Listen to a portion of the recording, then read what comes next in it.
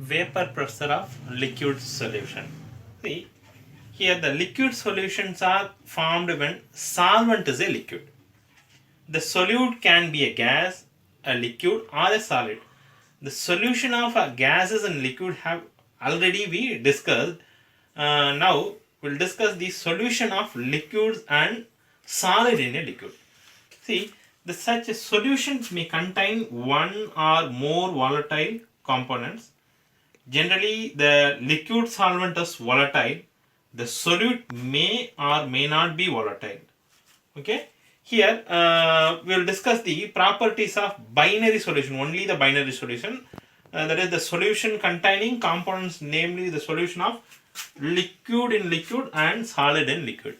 First, we will discuss the vapor pressure of liquid in liquid solution.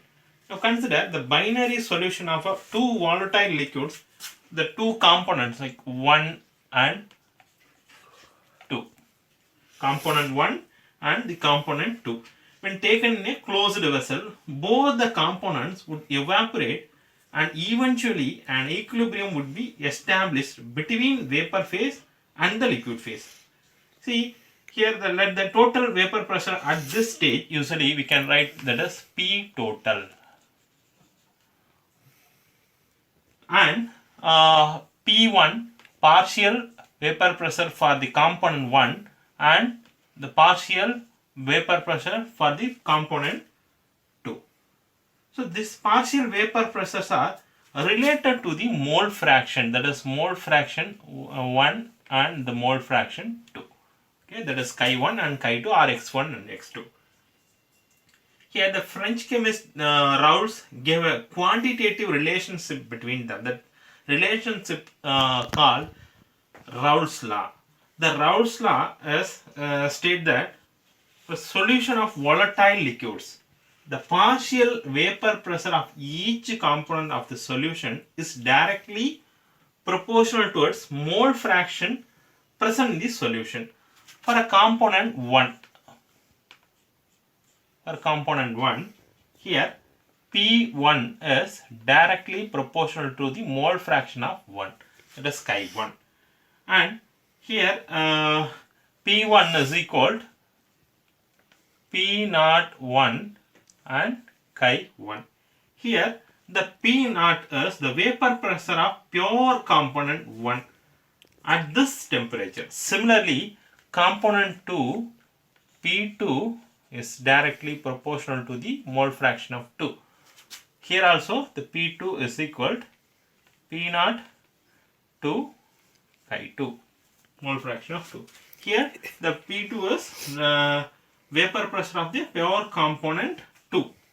Okay. See, according to the Dalton's law of partial pressure, the total pressure over the solution phase in the container will be sum of the partial pressure of the component of the solution in the given temperature. That is given as like P total is equal to partial pressure of 1 and the partial pressure of 2 plus partial pressure of 2. Here the P1 is what? P1 is P01, that is P total is equal to P1 is equal to P01 chi1 plus P2 is equal to P02 chi2. Now here the x1 is simply we can write it sum of the mole fraction is equal to unity. So here x1 and x2 is equal to 1. So x2 is equal to what? Suppose x1 is equal to maybe 1 minus x2. Okay, so the x1 value we can put 1 minus x2. So 1 minus x2 into the P0 1 and P0 2 chi2. On factorizing, you will get P0 1 plus P0 2 minus P0 1 into chi2. Okay. So see, we will draw the flat we can conclusion with the help of the plot. See this plot of vapor pressure and the mole fraction. This is vapor pressure and the mole fraction of a ideal solution at constant temperature. The dashed line, this is the dashed line 1 and 2, this 1 and 2 represent the partial pressure of the component. Okay, and then see the total vapor pressure is given by the line. This is the marked line, that 3, that line 3, P total is equal to P1 plus P2. Here the total vapor pressure over the solution can be related to the mole fraction of any one component. Then second is the total vapor pressure over the solution varies linearly with mole fraction of the component 2. Then the depending on the vapor pressure of the pure component 1 and 2, the total vapor pressure over the solution decreases or increases in increasing the mole fraction of component 1. Okay.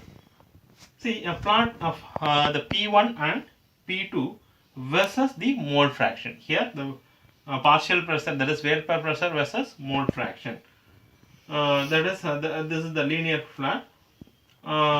Here this line 1 and 2 pass through the point for which the mole fraction of x1 and x2 are equal to unity. So similarly the plot 3, that is the plot in line 3, this line 3, the P total versus the mole fraction, so also is linear. So the minimum value of P total here, the P total is P01, this is the P01, and the maximum value of the vapor pressure, that is P02, assuming that the component 1 is the less volatile than component 2, that is P01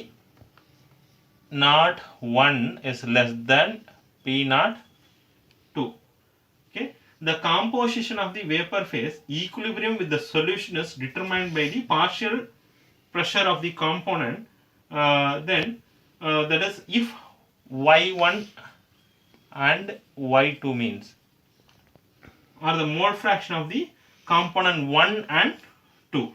So in the vapor phase, then using the Dalton's law of partial vapor pressure, that is P1 is equal y1 P total, then P2 is equal to y2 P total. So in general, Pi is equal to yi P total.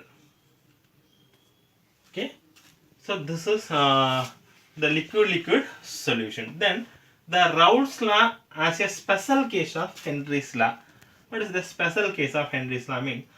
According to the Raoult's law, the vapor pressure of a volatile component in the given solution usually, that is P1 is equal to chi1 P01.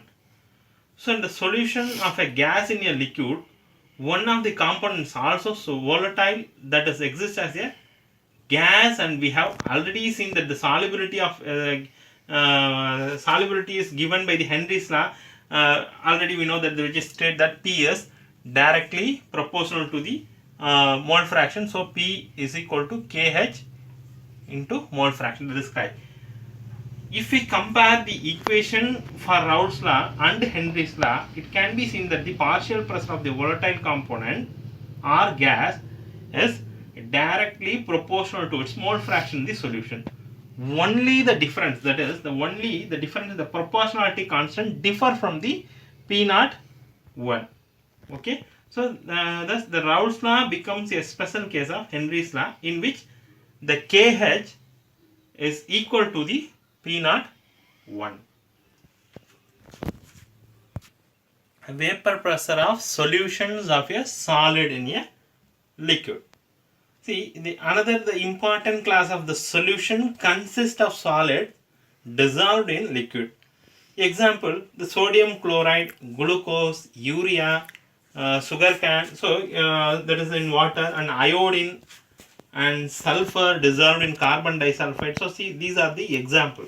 See, some physical properties of these solutions are quite different from those of the pure solvent. For example, the vapor pressure, already we learned in the states of matter in class 11. That is, the liquids at a given temperature vaporize, and under the equilibrium condition, the pressure exerted by the vapors of the liquid over the liquid phase is called vapor pressure. Okay, see, look at this diagram. This is pure liquid, that is the pure solvent. This is A and this is B. So this is pure solvent. This having 1 mole of solvent and 1 mole of solute. See, this blue dots is solvent and the green dots is solute. Okay. Now see here, and look at this. This in a pure liquid, this is the pure solvent. This pure liquid is entire surface occupied by molecules of the liquid. If a non-volatile solute is added to a solvent, this is if a non-volatile solute is added to a solvent to a given solution, the vapor pressure of the solution is solely from the solvent alone. Okay, this vapor pressure of the solution at given temperature is found to be lower than the vapor pressure of the pure solvent at the same temperature. So in the solution, the surface has both the solute and solvent molecules. In the surface has both the solute and the solvent molecules, thereby the fraction of the surface covered by the solvent molecules gets reduced. So consequently, the number of solvent molecules escaping from the surface is correspondingly reduced. So thus the vapor pressure is also reduced. Okay, compare these two diagrams. So the decrease in the vapor pressure of a solvent depends on the quantity of non-volatile solute present in the solution. So irrespective of its nature. For example, the decrease in the vapor pressure of water by adding 1 mole of surface, there is 1 mole of sucrose, then to 1 kilogram of water is nearly similar to that the produce the adding of 1 mole of urea to the same quantity of water at the same temperature. So the Raoult's law, its general from the can be stated that any solution to partial vapor pressure of each volatile component in the solution is directly proportional to the mole fraction. So in a binary solution, solvent by 1 and the solute is 2. Okay, the solute is non-volatile. Only the solvent molecules are present in the vapor phase and they contribute the vapor phase. See here, P1, that is P1 is the vapor pressure of the solvent, and P1 is the vapor pressure of the solvent, and the Chi1, that is the mole fraction of the solution. That then P01 is vapor pressure of the pure state. So according to the Raoult's law, we can write that as P1 is equal to, it's directly proportional to the mole fraction of 1. Then we can write P1 is equal to P01 and mole fraction of 1. So the proportionality constant is equal to the vapor pressure of the pure solvent. So there is the P01. So here, look at this. A plot between the vapor pressure and the mole fraction of the solvent is linear. Here the vapor pressure of the pure solvent. Okay. This graph is, if a solution obeys Raoult's law for all concentration, its vapor pressure would vary linearly from 0 to the vapor pressure of the pure solvent. Next is the ideal and non-ideal solution. First we'll see the ideal solution. See, the usually that liquid solution classified in this type, that is ideal solution and the non-ideal solutions on the basis of the Raoult's law. Okay. Now the ideal solution is which obeys Raoult's law over the entire range of the concentrations are called ideal solution. So the ideal solution have two other important properties, that is enthalpy of mixing of pure components to form the solution is 0 and the volume of mixing also 0, that is delta H mixing is equal to 0 and the volume, that is delta V mixing, is equal to 0. Here it means that no heat is absorbed or evolved when the components are mixed. Also, the volume of the solution would be equal to the sum of volume of the two components. At molecular level, ideal behavior of the solution can be explained by considering two components like A and B. Okay. So in pure components, the intermolecular attractive interaction will be the types as A type interaction and B interaction. Whereas in the binary solution, in addition of these two interactions, that is AB type interaction. So if the intermolecular attractive forces between AA and BB are nearly equal to those between the AB, so this leads to formation of ideal solution. Here a perfectly ideal solution is rare, but some solutions are nearly ideal in behavior. So there's an example, the solution N-hexane and N-heptane, bromoethane and chloroethane, benzene and toluene. So these are the example of this category. Okay. Then next is the non-ideal solution. The non-ideal solution, usually when a solution does not obey Raoult's law over the entire range of concentration. So usually they are called non-ideal solution. The vapor pressure of such solution is either higher or lower than the lower than the Raoult's law. That is the already we seen that equation. See, if it is higher, the solution exhibit positive deviation. So this is the positive deviation, and the negative, that is the lower, it's lower, then it shows the negative deviation from the Raoult's law. Here the here vapor pressure versus the mole fraction of the solution, both positive and the negative deviation is here. So the case for the cause for the this deviation lie in the nature of the interaction at the molecular level. In case of the positive deviation from Raoult's law, AB interactions are weaker than those of the AA or BB. Okay, I repeat, the AB interactions is weaker than the between AA and BB. That is interaction. Just I will write here AA interaction, BB interaction and AB interaction.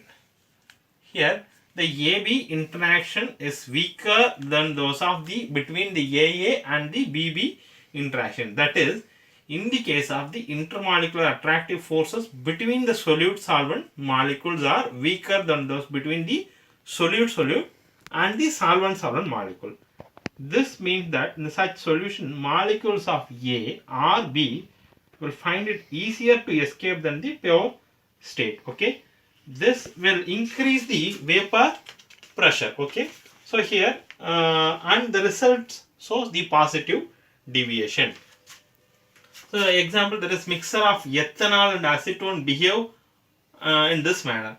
In pure ethanol, molecules are hydrogen bond adding the acetone. The molecule gets between the host molecules and the break some of the hydrogen bond between them. So due to the weakening of the interaction, the solution shows the positive deviation from the Raoult's law. Okay. So in solution formed by adding carbon disulfide acetone, the dipolar interaction between the solute-solvent molecules are weaker than the respective interactions among the solute-solute and the solvent-solvent molecule. So this solution also shows the positive deviation. This is the positive deviation. In case of the negative deviation, look at this. From Raoult's law, that is the intermolecular attractive forces between, that is AA, here AA and BB are weaker than those of between the AB and leads to the decrease in the vapor pressure of the resulting the negative deviation. An example of this type, mixture of phenol and aniline. In case of the intermolecular hydrogen bond between the phenol of one proton, that is a lone pair of nitrogen atom in the aniline is stronger than the that is the respective intermolecular hydrogen bonding between the molecules. Okay, between the similar molecule, there is similarly in the mixture of chloroform and the acetone forms the solution with the negative deviation from Raoult's law. So because of chloroform molecules able to form the hydrogen bond with acetone molecule. So we can see that is acetone. This is the acetone, CH3C double bond O, and the carbon tetrachloride, chloroform. The chloroform is like this, Cl. This is the intermolecular hydrogen bonding. So this decrease the escaping tendency of molecules for a component. Each component consequently the vapor pressure decreases. The resulting is negative deviation. This is the negative deviation. Okay. Some liquids on mixing form azeotropes, which are binary mixture having the same composition in liquid and vapor phase and boil at the constant temperature. So in such cases, it's not possible to separate the components by fractional distillation. So there are two types of azeotropes. It's called the minimum boiling azeotropes and the maximum boiling azeotropes. So the solution which shows the large positive deviation from the Raoult's law, it shows that is from minimum boiling azeotrope at the specific composition. For example, ethanol and water, or that is obtained by the fermentation of the sugar. On the fractional distillation gives a solution containing approximately 95% by volume of ethanol. Once the composition known as azeotropes composition has been achieved, the liquid and the vapor have the same composition and no further separation occurs. Okay. So the solution that shows large negative deviation from Raoult's law from the maximum boiling azeotrope at specific composition. The example is nitric acid in water and the example of this class of the azeotropes. Okay. So this azeotrope has approximately composition is 68% of the nitric acid, and then there is 68% of HNO3 and 32% of water, H2O. So by mass, that is by with a boiling point is 393.5 Kelvin. Okay. Next class we will discuss the colligative properties.